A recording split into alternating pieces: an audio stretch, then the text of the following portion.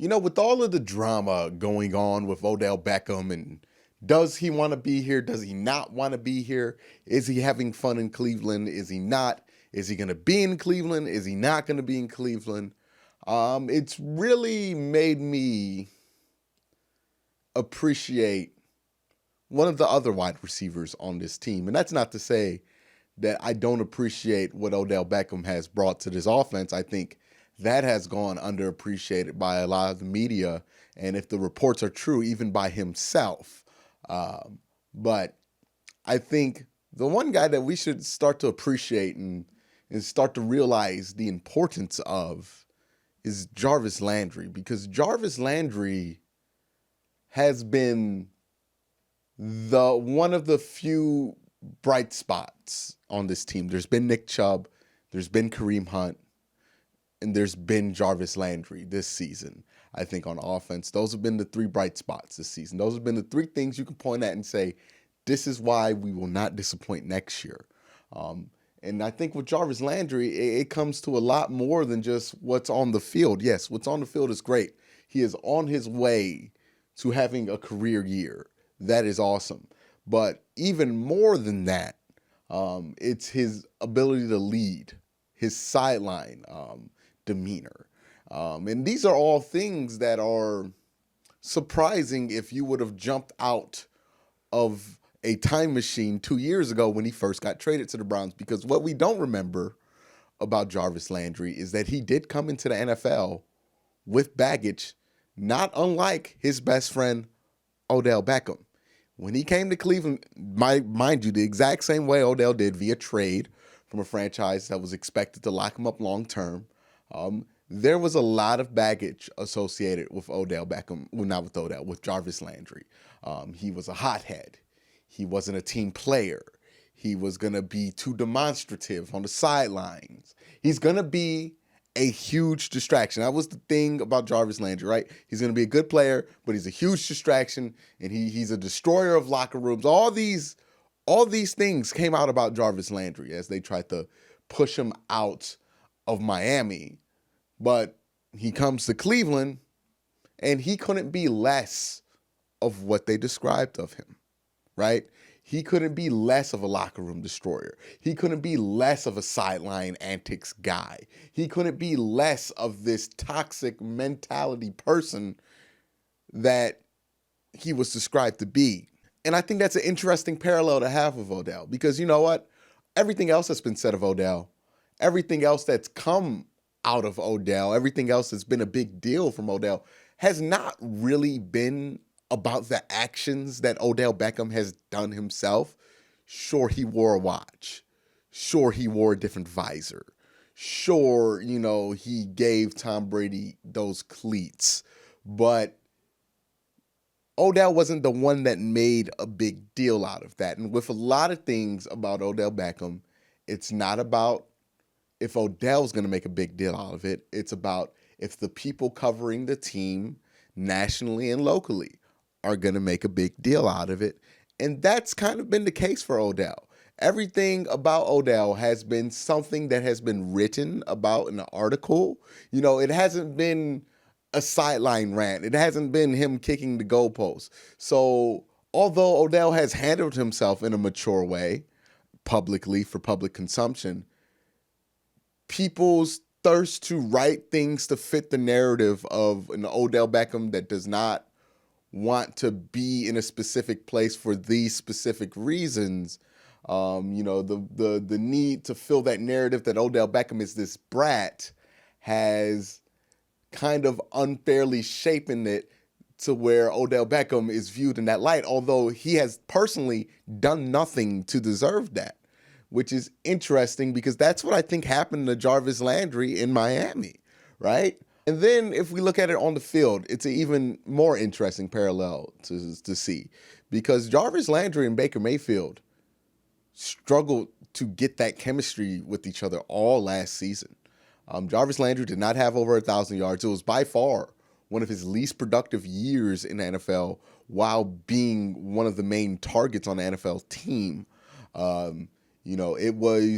It it was a down year for Jarvis Landry. He dropped more balls than he normally did. He did not play to the level he did. We had some concerns about Jarvis Landry coming in year two, but since Jarvis Landry is not the off the field subject that Odell is, it didn't get talked about as much. It didn't get written about as much. These things didn't matter as much.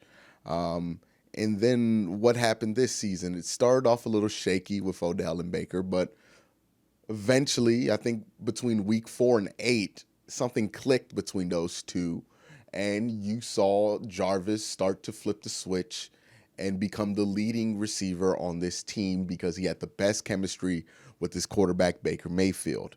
And if you pay attention to Jarvis's story and his progression with the Browns, I think that's where you realize what has been the problem with the whole narrative of the Cleveland Browns. And I myself am guilty of pushing a narrative about the Browns making a historic leap. A lot of people in the local media are as guilty as I am. National, everywhere is guilty of it. But we missed a step with this team and this team's development. We thought that this team was going to go from 7-8-1 to 11-5 at worst. That is not how things happen in the NFL. You don't go from below 500 to Super Bowl contender like that. And if it does happen, it's almost never as predictable as people were predicting it be for the Browns. Look at every hot from worst to first trendy pick in the offseason. You'll notice that those teams never pan out like they should have. And we missed that. And I think it's because we forget that to get from here to here takes a step here in the middle. It takes some progress here in the middle. It takes some ugliness. It takes some time to get real chemistry to get from here to here in the NFL. And I think Jarvis Landry and Baker Mayfield's relationship as quarterback and wide receiver are a perfect example of that. Because to get from here to here with that relationship, there was a lot of ugliness in the middle. There were a lot of drop balls. There were a lot of tip ball interceptions. There were a lot of turnovers. There were a lot of just questionable head-scratching plays. But now you see a very good quarterback-wide receiver duo in those two. And, it also makes me remember that, switching quarterbacks for wide receivers is as much as a skill as it is for a quarterback to switch to a wide receiver. In most cases, even more so, because quarterbacks are throwing to different wide receivers all the time. Wide receivers aren't getting the ball from different quarterbacks all the time. And when we talk about Odell and his adjustment, I think that's something that goes underplayed. Some wide receivers have the body and physical skill set to just play with whoever. One of the people that I think embodies this the best that I've ever seen is Josh Gordon. Josh Gordon, especially like in his prime, the year he led the league in receiving, he could have rolled out of bed and played with any quarterback he wanted to and got 1,000 yards that season. That's how dominating and how physically imposing he is. A guy like Calvin Johnson could have played with any quarterback. Those are big guys who are faster than everybody else. Those are physical freaks. Those dudes can play with anybody. I've seen Josh Gordon lead the league in receptions and receiving yards with 3 different quarterbacks who are all trash. Some guys have that build. Odell Beckham does not have that build. Odell Beckham is 6 foot. He's not a big guy, but he's fast and he's a very good route runner. What that requires is great chemistry between your quarterback and your wide receiver. This just wasn't going to happen out the blue. I mean, if you look at other receivers with the similar body type of Odell that are still dominant wide receivers, like Antonio Brown, look at his numbers when Big Ben's not in there. It takes a while for him to adjust. Not saying he's not a great wide receiver, but it takes a while to adjust in that way for wide receivers of that body type. And I think with Jarvis Landry, it was the same case. It took him a while to adjust to getting the ball the way that Baker Mayfield gave him the ball. And, now they see it the same way. And since Jarvis Landry and Odell Beckham, and, I think it took a while for Jarvis Landry to see it the same way Baker does on the field. And I think it's going to take a little bit of time for Odell to see it the same way that Baker does. I think they're compatible. And I think Jarvis's success in the offense this year is just a testament to that. And, you know, it's interesting to me also, while people are quick to trash Baker Mayfield for the lack of production Odell Beckham has, nobody talks about the production that Jarvis Landry has had. And not just the production.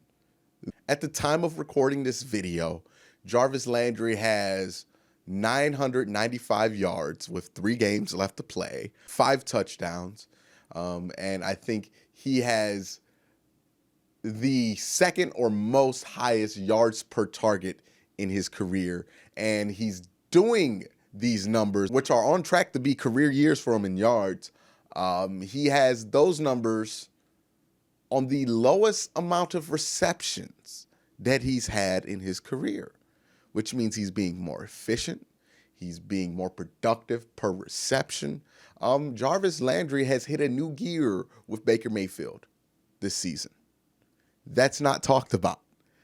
The fact that Odell, who's injured, sports hernia, among other things, first year with a new quarterback, is having a down year, which shouldn't be as big as a surprise as it is.